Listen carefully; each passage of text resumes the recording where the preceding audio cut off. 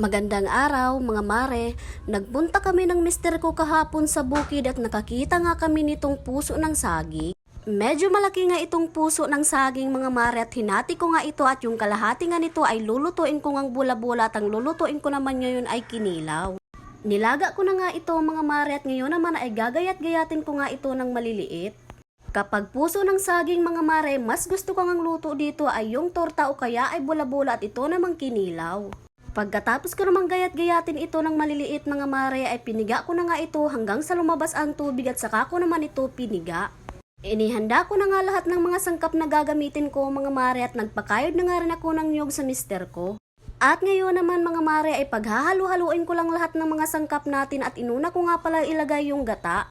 Nang mailagay ko na nga yung gata mga mare ay sinunod ko naman dito yung hiniwa-hiwa kong sibuyas, kamatis at luya at nilagyan ko naman ito ng asin at paminta. Hinalo-halo ko na nga ito hanggang sa matunaw yung asin at saka ko naman nilagay yung ating puso ng saging. Nakalimutan ko palang sabihin na yung nilagay ko nga sa ating gata ay suka at dahil medyo kulang nga sa asin mga mare kaya eto't nagpiga nga ako ng kalamansi.